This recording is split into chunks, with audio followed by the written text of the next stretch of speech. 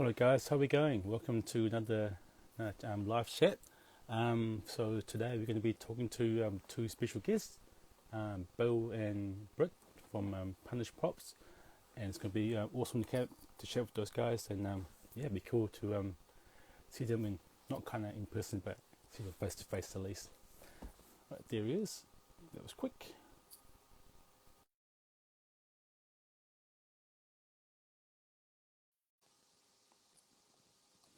So yeah, I've been feeling much better. There he is.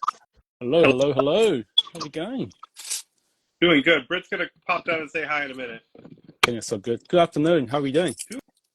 Doing great. Just had lunch, played a bunch of Starfield this morning, so I'm having a good day. Sound like a perfect Saturday for you. Oh, yeah. It's good, man. Now, as I've been saying, I've been feeling much better. The recovery is going good. Had a bit of a setback last week, kind of a bit of chest infection, so that kind of put me back a few days, so it was kind of annoying. I was getting so bored just lying at home doing nothing. It's like, I need to make something. I can't do this. I picked up COVID at Dragon Con again 2 years in a row. Yeah. So I was couch ridden for the week, but I spent that time playing Starfield. Yeah. See, I tried to play some games. I feel real guilty now. Eh? It's not good. I have to get that kind of like that guilt out of my head. So I just spend all the time drawing my iPad. I was like, I have to start to like kind of wind down and enjoy myself, just remove myself from the making a little bit sometime, I think. Yeah, it's okay. So you gotta like, just life's a balance. You gotta sometimes be a creator, sometimes you gotta be a consumer so you can be inspired. Yeah. But I guess I've got a little baby to keep me in check most of the time, so right. She's pretty good. It was hard trying to keep her from jumping on me when I got injured ribs, but it was all right. It's all good. Mm-hmm. Anyway, thank you, Bill, for joining us. Britt will be joining us pretty soon. So obviously, we're just going to have a little chat and have a little catch up. It's just a pretty casual kind of thing. Nothing really. Obviously, for the guys who don't know who you are, which is probably no one, but you want to just give a quick introduction? Yeah, I'm just tweeting out, sharing that we're live right now, making sure everyone's here. Yeah, man. Right now, come join us. There we go. Awesome. So yeah, I got my sign right there. Look at that, Punishedprops. Woo! That's right. Just so everyone knows, that was made by a fan. Actually, someone said that to me. It's pretty awesome. Yeah, man, that's cool. Yeah, so Britt and I, my wife Brittany and I run Punishedprops Academy. We have a YouTube channel. We have several books out. Do I have any of my books right here? I do. Look at that. I got some right here as well, so I can always grab it too. So yeah, there it is. Yeah, we share everything we know about prop and costume making on our YouTube videos and in our books to teach people how to make their own costumes. And that's our job. We do that full time from our house here in Seattle, Washington. Yeah. With our cats, and it's a pretty good gig. We really enjoy it. Yeah, man, living a dream. Able to make stuff for a living. It's pretty cool. Mm-hmm. Yeah, sure like you were like one of the first guys I follow like 10 years ago now. Believe it or not, I've been so I'll quickly get pan camera over there. That was my first gun ever. Out of styrofoam. Yeah. Where's my? There it is. Yeah. Yeah. So that was from seeing one of your YouTube videos and obviously seeing our friend Andrew Cook's video as well. So I kind of like put you guys together. You know, your blueprint and Andrew's styrofoam, and I made that. So that was 10 years ago. Man. I've been having a lot of. I've been pretty nostalgic lately, and a lot of things have been coming up. Like we just did Dragon Con. And one of my favorite Dragon Con videos was the Beatdown Bookie videos from 2013. Yeah. And that was a decade ago. It was 10 years ago. Yeah. A lot of, I don't know, not revelations, but a lot of been realizing we've been doing this a while. Yeah. It's crazy, man. Like, I do enjoy the Facebook memory. It little pops up every now and then. Most of it's good. Some of it's like, oh my God, it's been that long. Yeah. Definitely. Boy, my beard sure was a lot darker back then, huh? Oh, my hair was definitely like a lot darker back then too. Yeah. That's right, man. It's called experience. We are a lot more experienced and wise. Oh yeah, I've learned the difference between knowledge and experience. Anyway, so how you got started making stuff anyway? How do we take it way start? back? Yeah. So I've always been creative. So it's Britt's here. Hello. Hello. My mom is retired now, but she was an art teacher, a high school art teacher for a long time. Yeah. So she's a photography teacher. I learned black and white photography with her. Yeah. Did a lot of drawing growing up. You're gonna be. You want this? We should trade. We should trade stools. You know, just... There we go. There we go. Hello. How you doing? I'm good. Yeah. Sorry, I didn't mean to interrupt your story. That's No, you don't interrupt. You're part of this too. That's fine. We're just talking about how we got started making stuff, and for me, it's been a lifelong pursuit. The creative family. My mom, who's an art teacher, and then my dad. We had a little hobby shop in our basement where we worked on like RC cars and stuff, Yeah. boats and planes and all of that sort of stuff. So we were always using our hands to make things and fixing stuff around the shop, around the house. Yeah. And then when I was a teenager, we rebuilt a 1968 Volvo 1800. Like my dad totally rebuilt the car. Yeah. Yeah. That's cool. That's how we got. Britt was always pretty artistic too. Yeah, I usually needed some kind of goal. So whenever school, you have to make a diorama out of a shoebox and things. I would feel like that's where I'm spending all my time. Yeah. So like 10% on the sport, 90% on the diorama. Exactly. So what's your first like homemade Halloween costume you remember that you made for yourself? I don't remember the first one, but we did a lot of Halloween growing up. Yeah. I was gonna say your snow speeder. I have that. Let me see if I can find that photo. Oh, you know what? It's on my phone. Never mind. I have a picture of me in like 3rd grade, not an X-wing pilot costume, snow speeder costume specifically. Ooh. Orange suit. I used my white bike helmet as my Rebel Alliance helmet. Yeah. That was probably one of the first ones I made myself. Yeah, my mom usually made my costumes for me, which was amazing. But I do remember I wanted to go as Zorro one year for whatever reason. Yeah. Like a witch's hat and like flattened it. Try to make. Oh, no one knew who I was. It was great. Well, I had a Batman costume when I was a kid, and I always wore glasses. I had big, thick plastic glasses, and it was a hood with ears stapled to the side of it. Oh no!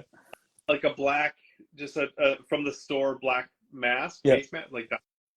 And I had to wear my glasses over that. Oh Jesus!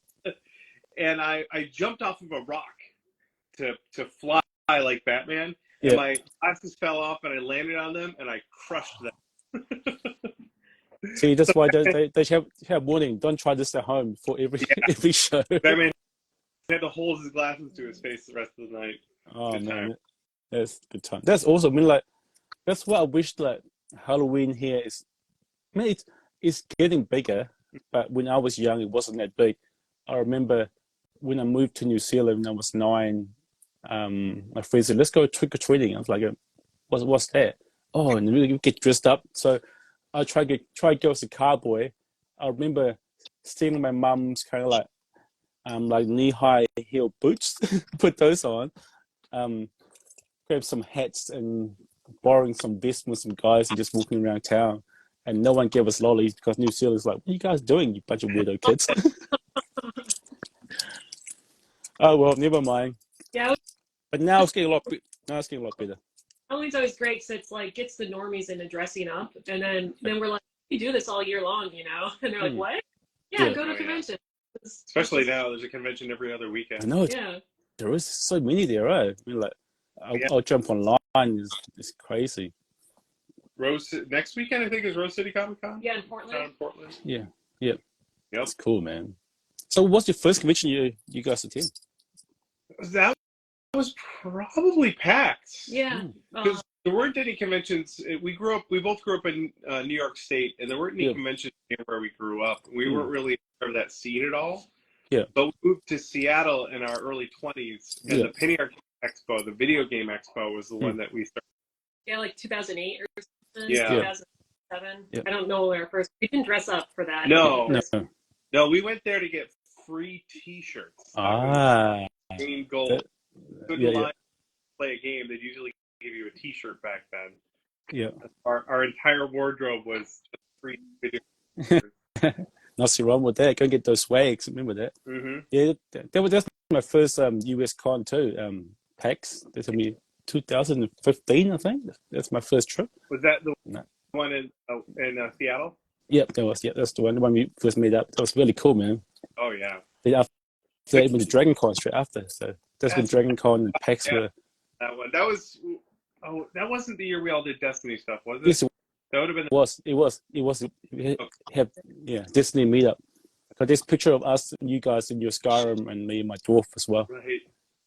Yeah. There was my infamous walk from Dragon Con in my dwarf for half an hour, and I almost died.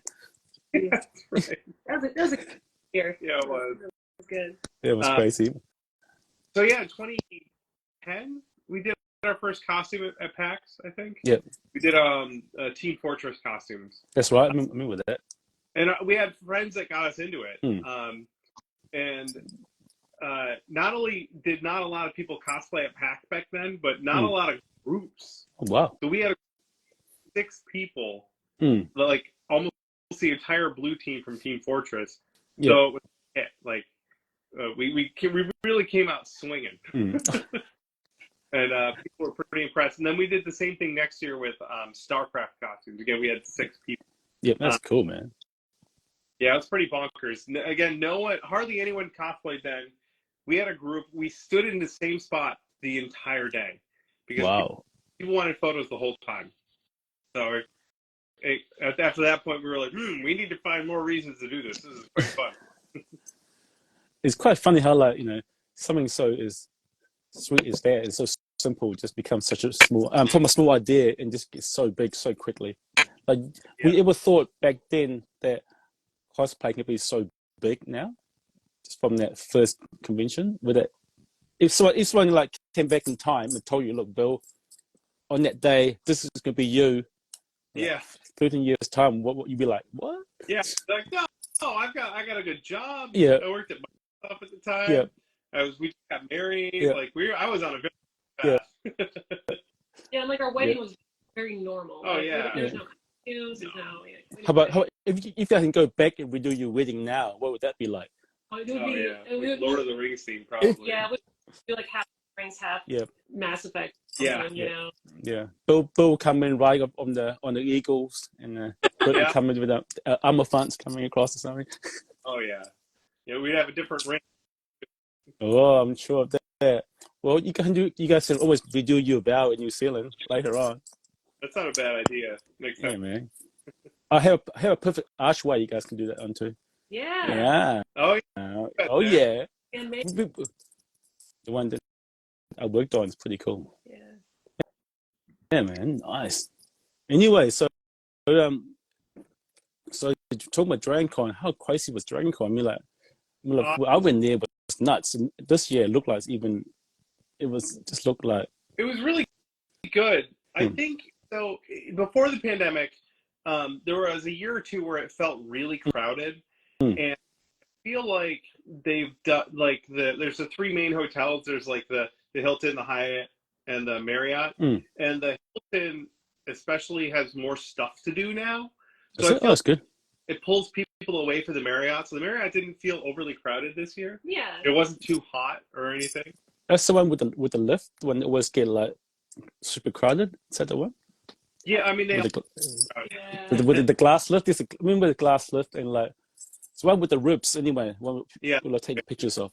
Okay. Yeah, that was in the center, and that's when we like to hang out in, and it's nice to see that so much stuff gets pulled away from that now. So it's not.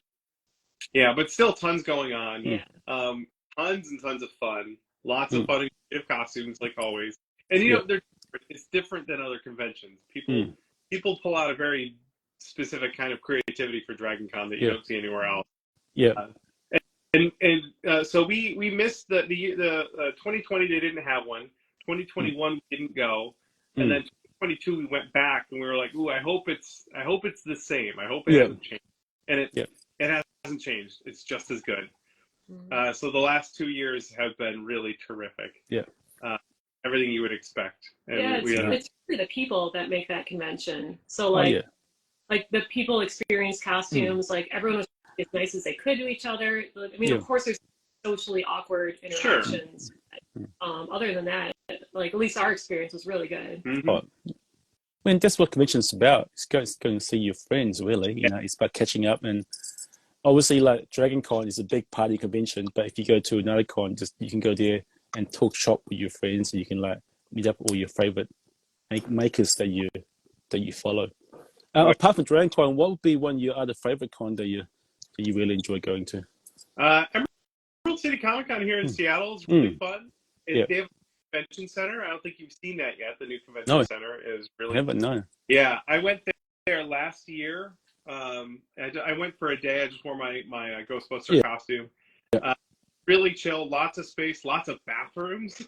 That helps. Yeah, it seems like a building designed for modern conventions. Yeah. Like there's this everywhere that there's a ledge, like a railing or anything. There's a table, like a in the wall shelf. Yeah, a lot of places like set down your stuff if you have to. That's good. Lots of places with plugs to charge your phone and everything. Yeah. That's cool, man. So yeah, a little biased. It's our home convention, but Emerald City is one of our favorites. I enjoyed it. I was there in 2019. I think that was. I mean, I really enjoyed that convention. It's always on my list. I want to go to. Could you guys make it look like so much fun? I was so stoked that work took me there, so it's really cool. Yeah, lots of good people here. The crowd in the Pacific Northwest is really here. Yeah. Good people. Is there one that you wish you like on top of your list to go to, a convention that you've seen? We were talking about going to C2E2. We haven't been to that one yet. Yeah, that look cool too. Yeah, some of the Chicago people were at Dragon Con and they were selling it hard. Yeah. It's just another community that we don't get to see too much. Yeah. They sometimes make it out, to Dragon Con or something, but we've never gone to their hometown. Yeah. So maybe next year. Mm-hmm. Yeah, man. And of course, we haven't been to any conventions in New Zealand yet. So. Yeah, I'm trying. Damn it, trust me, I'm trying. We'll have to make that happen someday. Yeah, we don't need any for a convention to go. We could just go. No, we need to just come. Yeah. I mean, you guys could. Same time. That'd be great. Yep. Yeah, actually, come this year is the anniversary of Lord of the Rings, Return of the King. Mm-hmm. Wouldn't it be beautiful? Yeah. Oh, man. Yeah. I was talking to Eric about that. I mean, it'd be quite cool if you guys all came at once. We could do a pickup from Auckland, take a minibus, and drive down the whole country. Oh, and we'll stop at every location, take pictures in costume. Try down to the next one. We definitely have to bring. Last time we visited New Zealand, we didn't bring costumes. We will not make that mistake again. Yep. We're gonna bring costumes. Well, if you bring Lord of the Rings theme, we can stop at location. We can take photos. Yeah. That would be epic. Yeah. Maybe we'll work on that in the background, make it happen. It'd be quite cool. If the next time we plan a trip down there, we'll have to it'll be fun to do a build video on Lord of the Rings anyway. Yeah. Make the whole thing out of it, and then of course film down there because everything looks majestic. Yeah, man, it's pretty cool. I mean, it's such a nice little country. I do enjoy it here. I remember when you guys came over, you were so surprised how light everything is at nighttime. So when the moon was shining, you're like, oh my god, I can see my shadows. Yeah. That was quite funny. We walked around Mount Turunga, I think, at night by moonlight. Yeah. It was astonishing. It's crazy, yeah. It's great star photography. Love you more. Yeah. Yeah, Chris and Cassie really look after you guys. And Bill will have go to his favorite city of Rotorua as well. You have to go there and revisit Rotorua and enjoy the smell once again.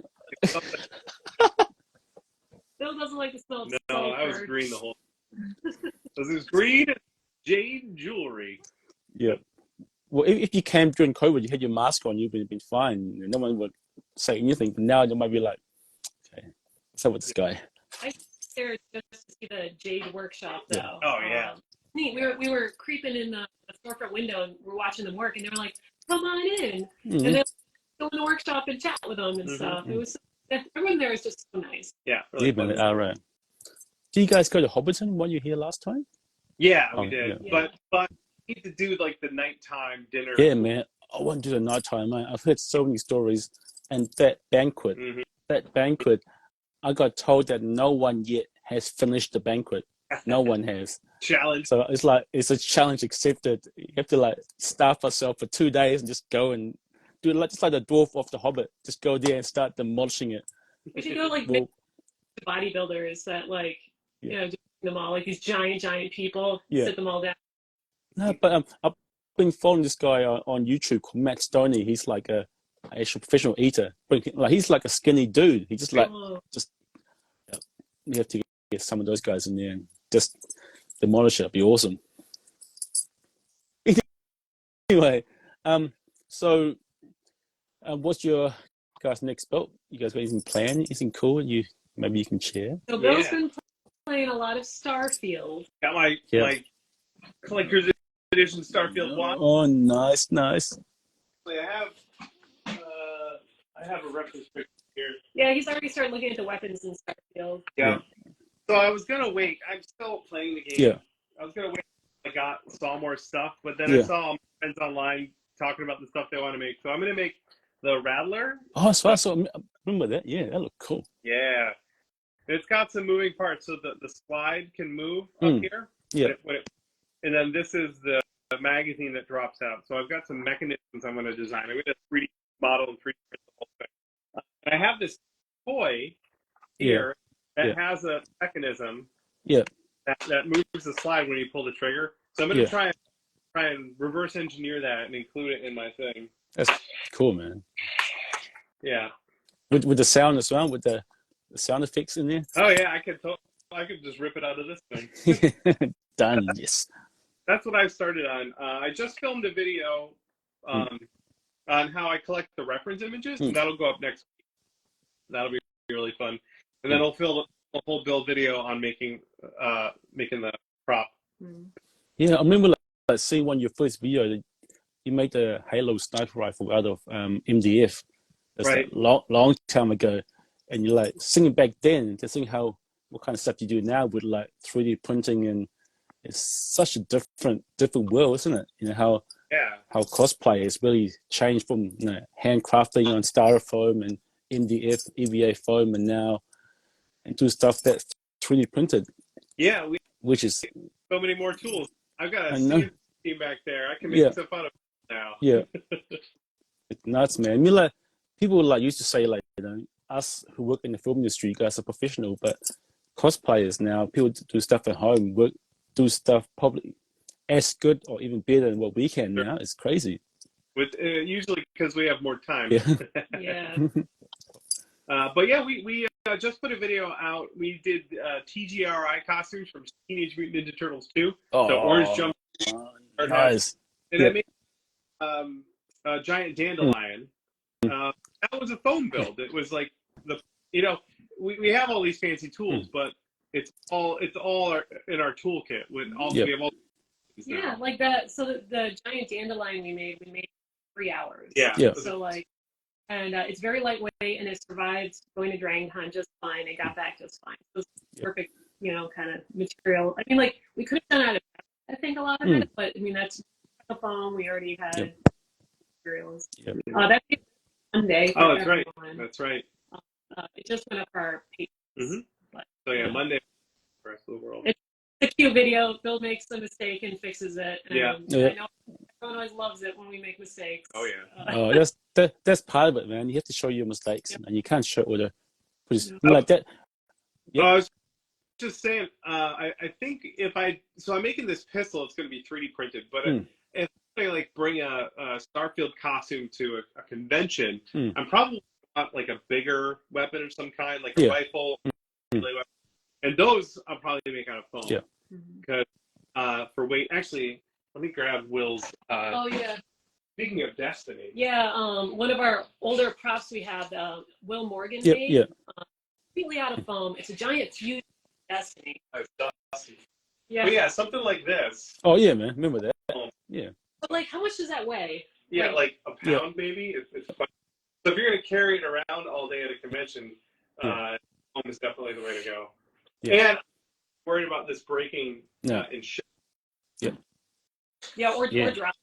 Oh, dropping it. A lot of 3D prints. Like this board is 3D print. We're never gonna take it. So sad if it broke. Yeah, I mean, I feel the same way when obviously traveling overseas. For me, weight is quite a big issue. You have to make sure everything's really, really nice and light and nice and strong as well. So foam is ideal. Yeah. Here's a one. So we did styrofoam. And that's right. Nice and lightweight. So something like this is really great for a convention. Yeah. Nice. When we were in New Zealand, we did a trade. That's right. And then traded them, and I painted this, and he painted mine. That was a lot of fun. Yeah. Yeah, I caught up with Andrew when I was up in Auckland last time. He's doing good. He's good.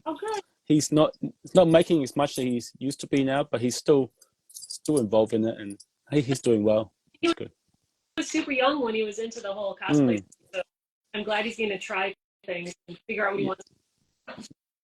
Yeah, he was. It'll say like you guys and him were the first two that I kind of follow. So I still couldn't believe he was a Kiwi. I mean, like, I remember going to a party one night, and he was there across the room. I said, I recognize that face.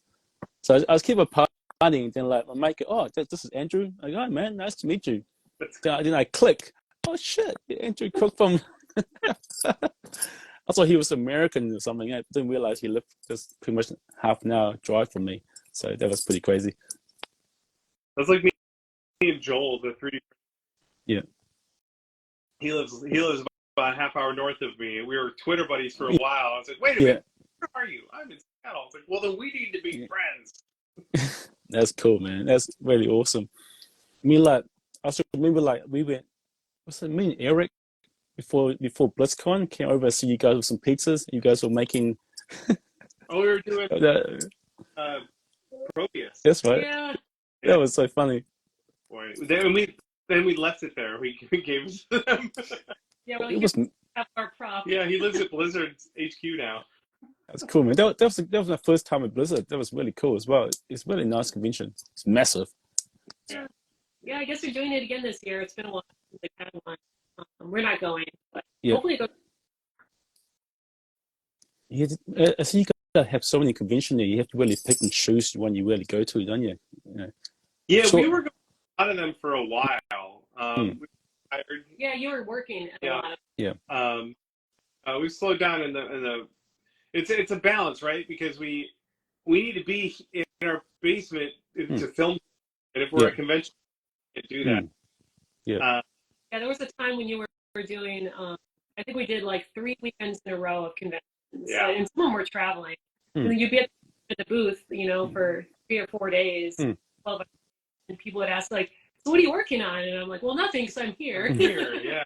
Then I go home and sleep for 3 days, and then I have to head to the next convention on Thursday. Yeah. People don't realize that it is quite tiring to go to convention back to back, and to be there, even though you are normally quite a bubbly person anyway, but you have to like be extra on at the convention. You have to give your attention to everyone that come to the booth, and you go home, you're naked, man. It's like, holy crap, your brain is like, it's been switched on for like a good 9 hours. You go back to your hotel room, you're like, don't talk to me.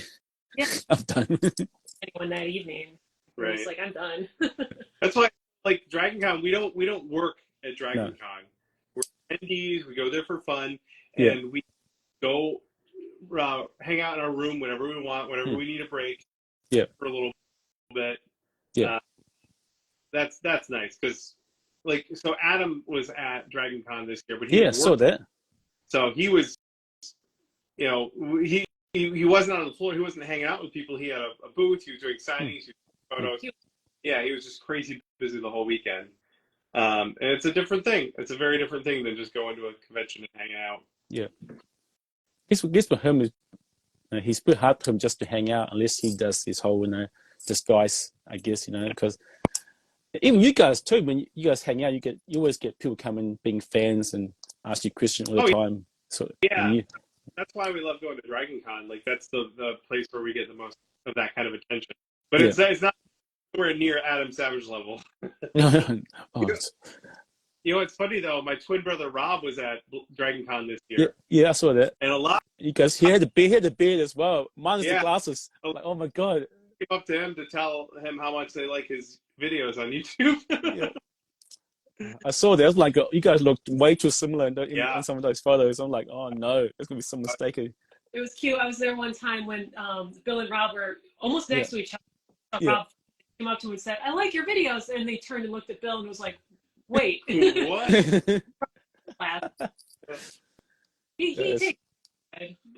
Sure. That is so fun. I mean, like, he's used to it now. He's like, yeah, that's my brother. Yes, fair enough. That's really done a cosplay at a convention of Bill Doran. One year, and he dresses Bill, and just everyone even more. Oh yeah. There's joy of being a twin, I guess, Bill. You get to miss people's minds. That's right. Never on purpose. Never done it on purpose. Yeah. Oh, that's good. That's good. I'm sure you did that on purpose when you were younger. No. No, I did. So we went to Silicon last summer. Rob and I went there. Yeah. And I had a booth.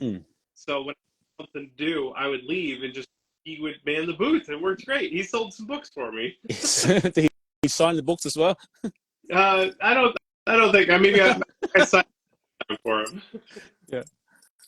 That's cool, man. So, is there any costume or belt you guys would love to make if you have endless budget? What would that be? And it's not so much I guess the time would be the budget, really. It's like whatever we consume, whatever movie we're watching, there's always something. And going through the process of thinking about how you would make it's kind of part of the fun. And sometimes it just there. You're like, oh, that's going through it in my head is enough. I don't need to actually have you played Tears of the Kingdom at all yet? I don't really play games anymore, Brett, but explain to me. Yeah, there's just this big mechanical robot thing from Tears I was eyeballing. It's called Miru. And it's like, while Bill was playing the game, I was watching it. But now that he's done with it, I'm like, I think I'm good. I think I don't need I think I need to make but like right now I'm playing Baldur's Gate 3, so I want to make everything from that. There's Carlac, who's a tiefling, and she's just so nice and helpful, and is always up for whatever you're doing. And so I don't know, I might do that. We'll see. Again, like now we're playing Starfield, so I'm trying to pick my favorite space. Yeah, that seems pretty definitive. Bill's gonna do something from Starfield. Oh yeah. It's hard. It's so hard. I mean, like, every time I watch a movie, I'm like, oh, that'd be cool to make. Yep. Then you get all excited. Like, then you go home, you start planning it out, and you're like, not going to happen. But then there's also, I like the ones that you've been doing. You do either a mashup design or your own complete design. You've been into that a little bit. Yeah, like that guy. Yeah. So it's like you can make it match whatever you want, and just your own thing. Think for me with that, I find it more fun that way. Yeah. I mean, like, I really enjoy the whole, like, obviously when I first started Spicy Tie Design, the whole ties thing was my way to stand out of the crowd, pretty much. And now it's kind of like, as I got older, I realized that, Thai culture is not really known around the world. People know Thai for Thai food, Thai kickboxing, but no one really knows Thai art so much. So this is my own way that I can at least, trying to tell the Thai story of the art form that we have. So this is my way of doing it anyway. So cool. Oh yeah. Yeah, man. No, it's going good. I mean, like, it's not for next year, so I've got plenty of time. But as I said, now I've got a little baby girl at home. My time is pretty much cut in half, so I kind of have to hustle as I go through as well. Not a costume, but I really want to build a Wall-E robot. Oh yeah, man, those look cool. There was one at Dragon Con, and he could like raise his little hand and wave, and his eyes animate, and I want one. Yeah, one year I've been watching Osaka, and a chopper one would be quite cool. Oh, we even started watching pictures. Yeah, actually, we have a neighbor, Todd, who bakes droids. He's got a Yeah. chopper in the garage. Yeah. Man, that droid he's a menace. He's like a serial killer. It's like, oh my god. He's killed the most dudes. Yep. Yep. That one. That's crazy. I mean, like, I do enjoy his character though, and it's been really enjoyable to watch. I mean, like, because you guys haven't seen it at all. You haven't watched any episode at all? No, haven't seen it. Yeah, seen a, I won't say anymore, but it's really cool. I mean, like, I really enjoy the whole Disney Plus Star Wars thing. It's really cool.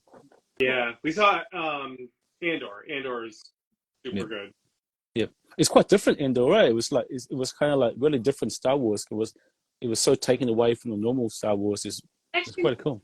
The whole political side of it, I don't know, it was neat seeing normal people like navigate the world. It was the night. Like, Funny how much the bureaucracy of the Imperial reminded me spent working at Microsoft. Okay. I guess once you get that big, that's how it's going to be, unfortunately. Yeah. Nice. Well, I mean, like, so we go back to making it again. So for myself these days, anyway, having little rows, it's really important to me to kind of like engage with more of the younger kids now, I feel. And I've started to do more like cardboard crafting. You know, I really want to get kids to start making stuff with their hands again, because they see guys like us start doing stuff with foam, with Warbler, with 3D printers. They want to jump on that level straight away, but they don't realize you have to start from the bottom first. So what kind of like, so what advice would you give to like mums and dad or people who are starting out? You know, where should they start when they start crafting stuff? We don't have kids, but we have nieces and nephews, and determined to be their weird art aunt and uncles. So a good example, my nephews, there are 5 of them, and we were doing all of them. So I made a bunch of Mjolnir hammer kits out of foam. Yeah, man. And I double-sided tape instead of glue. Yeah. To put and then their parents got everyone together, and they got to build them themselves. Yeah. I got foam that's got like a sticky back, adhesive foam, so they could cut scissors and personalize all their own hammers. Yeah, like really fancy. Yeah. And a little hot glue, and I ended up having to fix hammers for a while. Like they were hitting. Hit everything. Yeah. Like. But I made a mistake too. Yeah.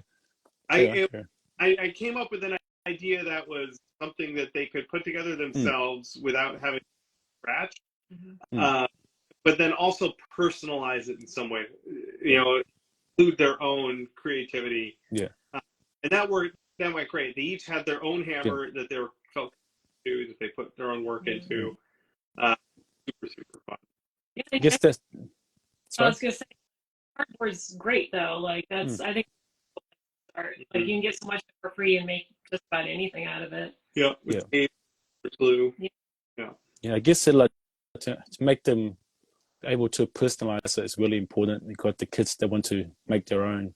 And I made the mistake of so I taught at this library I think last year, and I got them to make axes, and they was just smashing each other with the axe all day long. I was like, okay, next class I'm not doing a weapon again, because like you know what kids are like, they just start whacking each other with it. So next time, so I just had to. Yeah, so I made a shield next time, so which is really good. So they're making shields, so that worked a lot better. Yeah, so like 10-year-old boys making axes was not a good idea. It was the worst idea ever. Yeah, man. I mean, like, as I said, like, kids just like they have so much technology these days now. I feel that they always need to like just take a step back a bit and just make stuff with your hands, because like once you start stuff with your hands, your brain start to engage with your fingers. Then once you get used to that. Interesting with that too, these kids that have grown up with all digital, anything analog or physical is novelty to them. Yeah. So like if they do get to do something by hand, they're like, oh my gosh, this is new. This is like, there's what? it's interesting. Like for us getting to start doing 3D modeling and then printing is like, oh, this is so cool. But if you grow up with it, it's kind of like, you're like, well, what can I make out of cardboard? You know, what can I make? Yeah. Something out of? So that's kind of neat. Like, there's also things like my mom, when she's retired now, which when she was a preschool teacher, she brought in a record player and watch the record player because they've never seen one before. Yeah. They're like, this is so neat. Yeah, all the analog stuff with the buttons you can press. Oh yeah. You know, it's like. We also we have two nieces, and we got them sketchbooks, and we personalized them. We put their names on the cover, each one sketchbook, but then sat down and drew with them. Yeah, the first couple pages, give examples. I think that's a lot of it. Is like me growing up, I didn't realize we didn't have YouTube. I didn't know what could be done with these materials. Staring at a blank would be really intimidating. Yeah. Oh, it is. I mean, like, I drew some pictures, put some stickers in there. You know. Yep. I mean, like most of the time, what kids want to do is just be showing how to do stuff. Once they get shown it and they see how cool it is, they're just gonna take it and run. You know, that's what it is. I mean, like, same with us. Most of us don't know something, we get a little scared of it. Some of us get excited about it, but some do get a bit scared. Oh my God, that's new. I don't want to screw it up. But once you get shown a couple of times how it's done, and it's like, oh yeah, man, I can do this. This is cool. Oh, yeah, especially in school when there's such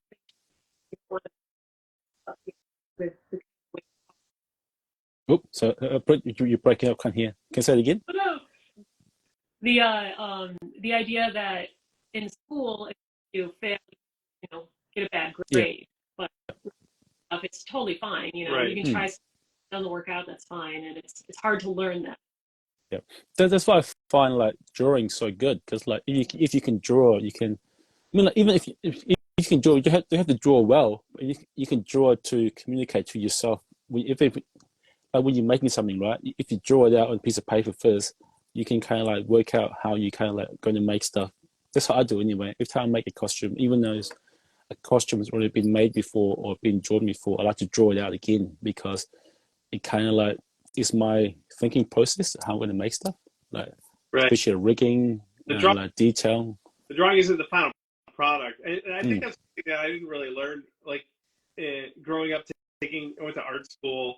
You grade it on like your sketchbook, and it makes you feel like, oh, this is the final product. I need to make sure I do. But that's not how it is. It's a place for you to be to experiment.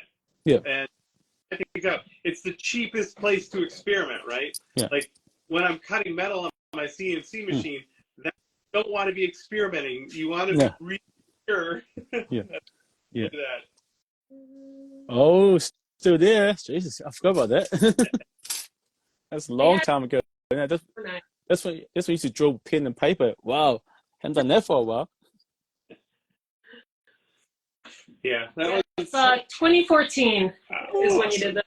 We saw a couple of Draugrs. That costume we saw at Dragon Con this year. It's still popular. Skyrim's still good.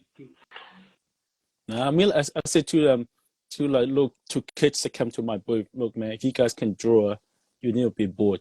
You know, drawings will carry you through your whole life. If you sit there, you get a bit bored, get a pen and paper, and start to doodle. You know, that's the best way to kill boredom. Yeah, I would do a lot of flip book in school. We had in New York State, we had these dumb things called Regents exams. It's the only in the United States that has this. So it's like you get this special diploma that only matters in that state. If you go to college, it doesn't matter. Yeah. But we would have these special books we had to get that were really like newsprint books, but they're really thick. Yeah. I'd be in my Regents class, not paying attention to a flip book. Yeah. And then then turn the entire book over again and do a flip book in the other direction. My time. It's just I mean like I got a picture here. I just drew for fun other day. I was just doodling. Nice. They put on 3 pieces of post stick together. I mean, like, that was cool. Maybe I'll make it one day. Make it like a little, put some little light in there. Be like a little hand off the wall. I don't know, we'll see. But it's just fun to doodle and just kind of like let your mind go free. To have the restriction of, oh my god, this got to be perfect. You just go for it. It's really cool. You're a more carefree artist. Yep. You can just put ideas on paper. It's cheap. It's fast. Yeah. Yeah. Alex. And it's fun. Hey, Alex, here he is, the man himself. Yeah, I mean, like, I know it's hard, but go back to DragonCon. So, what were some of the standout costume you saw? I know it's hard to. There's some really good group ones. There was the movie Twisters. Yeah. There was a whole Twister group, and had someone dressed as a tornado. Oh, that's awesome. Yeah. A couple of little costumes of cows, and the cows were running around the tornado. But they had awesome. Characters. They even had the metal device they used. I haven't seen the movie in a while, but I think it shoots things into the tornado. Yeah, with the little. Yeah. Like, I was like, I don't know who's like. All of a sudden, let's do a Twister group. Yeah. I thought I would see a couple of Korok costumes from Legend of Zelda because they're in Wild Anteaters of the Kingdom. But there was a couple of them there that they formed their own strike where they were saying like Korok's their sayings. It was like no rocket, because people will stick rockets to them and shoot them into the stratosphere. Oh no! Yeah. Testing. It was being mistreated. I think it was workers' rights conditions, and so they had a little they're doing and a big group of them. They were walking around, and at first we thought it was real strike, but like, oh, we're the writers' strike people here, but no, it was Korok's. Yeah. Same group idea. There was a couple Fran Dreschers dressed as Fran with a strike sign for actual striking. Kent did that. It was part of the group. That's clever. That's really clever. Clever. There was a Nomai from Outer Wilds, one of our favorite video games. Really good and elaborate Nomai costume. It was absolutely incredible. It's Bill did a music video with some of the footage. He just didn't have any plans at DragonCon. He did film some stuff, and he did enough to put together a video. And in that costume, so if you want to see it. We'll check. I tried to impersonate Micah and the Beatdown Boogie videos, put up my own Dragon video. It's a pale comparison. I did get costumes in there. I'm sure it'll be awesome. I mean, like, that's what I love at DragonCon is the idea is so unique. You can't find anywhere. You know, you can't take a DragonCon costume to any other convention. It would just not. It will not work. Well, you have to stay in that convention. Did you see the meme costume that Brittany and I did? Yep, that was awesome. That was like where I sort of like I did 2 takes. I'm like, they didn't make that. They just put their face on the actual character. It took me like I had to do a double take on it. Like, oh shit, they made it. It was so cute too because there were some Lord of the Rings actors at DragonCon doing panels and stuff. Yeah. There. So there was a couple people who were cosplaying him as his different roles, but they were doing the version. So I saw a couple of golems with the mocap on. They had like a in their mouth and they'd crouch down and pretend to be Andy Serkis. But I also saw the Apes one, and one of them came up to me in my Hella costume because she has her motion capture balls on it. Yeah. Like, hey, capture friend, and he didn't know the meme. He was just excited to find another. So what's the idea behind that costume? How that came about? Someone tweeted at us. Yeah. We shared a picture of something, and they're like, "Oh my gosh, you guys are just like this," and shared it. And I was like, "Oh, that's perfect." And like the suit, the Hella suit, you could just buy. Really cheap and fast to put together. When I saw it, like I just didn't expect it. I was like, oh, hold on, that was really good, man. That was a nice and comfortable costume to wear as well. So clever. I love the cleverness, and I think people go to DragonCon and experience that, and then they go home thinking, I do next year. You know, it's kind of like snowballs from there.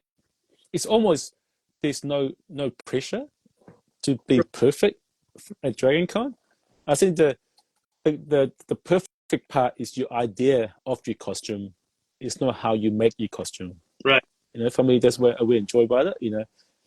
And I mean, like one of my favorite ones. This was like one of our first DragonCons. It was an Avengers group, but it was all incredibly low budget on purpose. So like a green like just zip up suit. It wasn't muscly or anything. It's just green suit. He had on normal purple shorts, but he had ping pong balls stuck to his head. They drew the eyes, so these goofy eyes, and the Iron Man had push light chest thing, like a cardboard thing.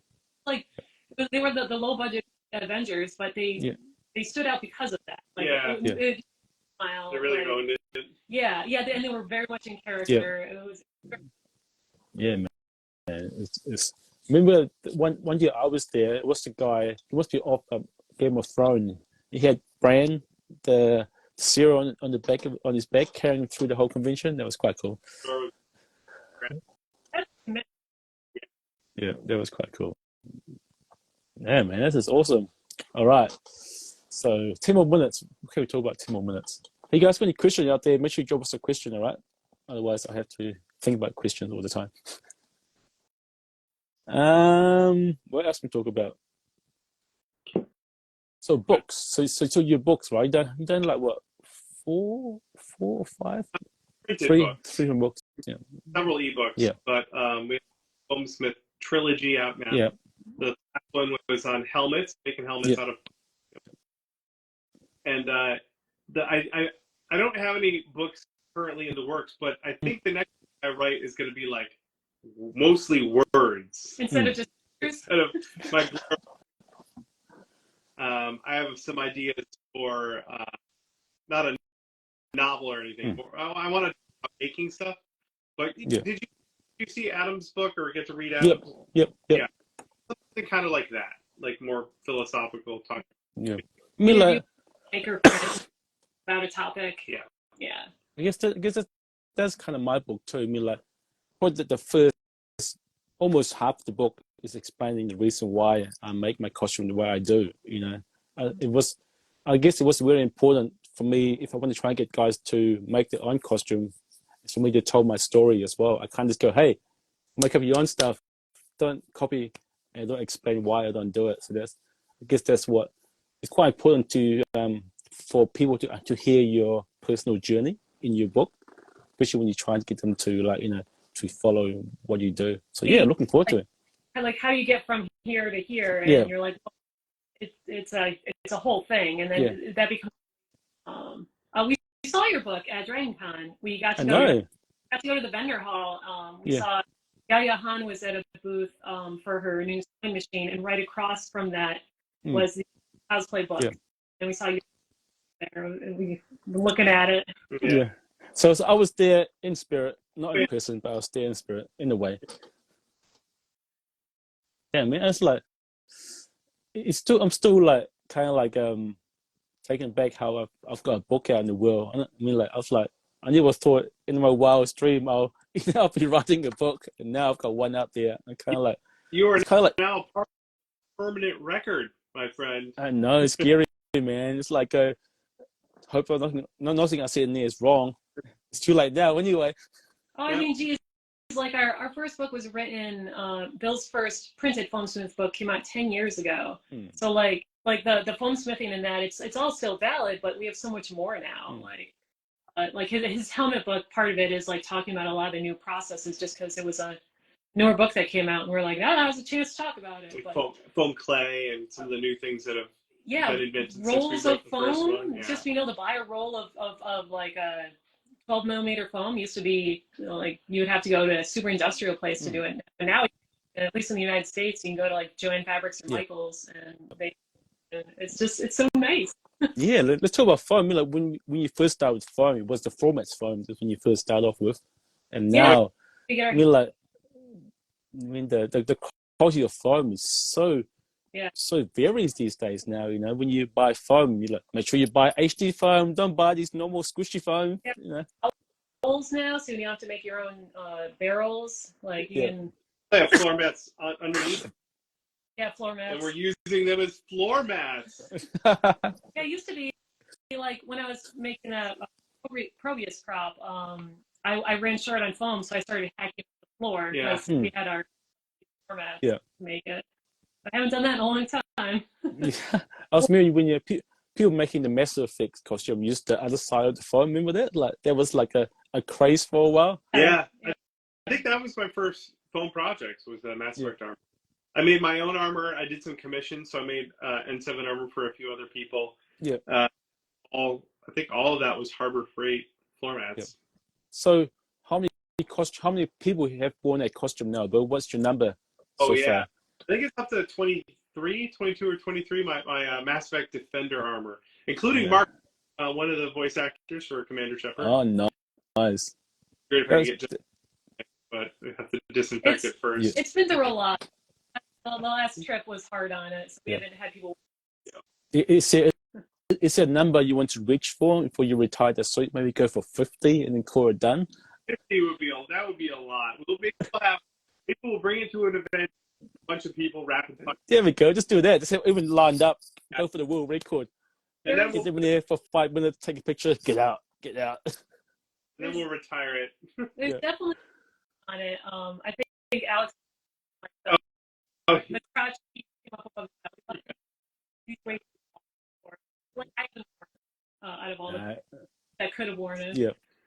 I mean, like, you can make it, break it down so it's more adjustable, obviously, but again, like, that'll be quite cool. Yep. I'd love to see that, actually. Or a mass of people just lining up the convention floor just to get into that costume. That'll be hilarious. I talked about remaking it, but I don't know if it'll ever. Always new shiny stuff. I want to make the new. Yeah, but I mean, like 23 is a good number for one costume. It's done well. We've had Evil Ted in that armor. Yeah. Obviously, my twin brother. It's a no-brainer. Yeah. One of our friends wears one of the.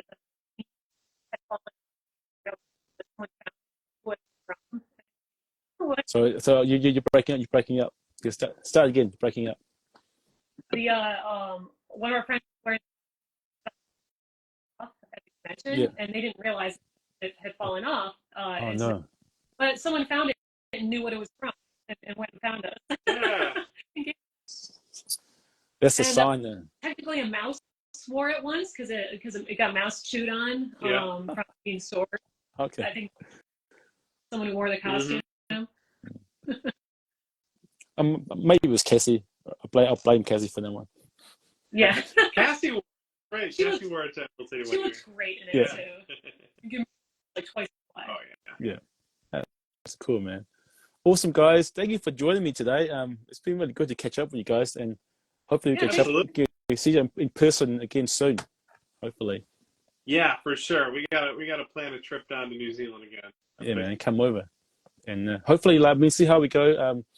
I'll have to make it over to the US again too. It's been way too long. It's been like 2019 since I was here last time, but it's a bit hard now with a little girl to kind of like just do my own little trip by myself. But we'll see how it goes. Yeah. Good hanging with you, buddy. Yeah, man. We'll catch up soon. See you guys. Thank you. Got it. Bye, bud. All right. Bye-bye. Sweet. They're gone. Awesome, guys. Thank you for watching us. It was really cool to catch up with Britt and Bill. Unfortunately, sorry for the sound. It was a bit choppy, but I think they still were able to give their message across anyway. Yeah, so it was really cool. Once again, I'm starting to feel a bit better now from my surgery. Still a little bit tired here and there, but hopefully next couple of weeks I'll be able to start making some more stuff on this guy soon. And show you guys some cool updates. Until then, I'm going to go and have some rest now and get ready for work on Monday. Super excited to go back to work. Hopefully I can last the full day, but we'll see how we go. Obviously, I'm not much of a rester. That 2 weeks sitting down doing nothing was really hard on me. But it was good to my body really told me to relax and really slow down. So it was good. But I'm looking forward to getting back to work and show you guys some cool stuff really soon. Right, thank you for joining us. See you next time. Bye.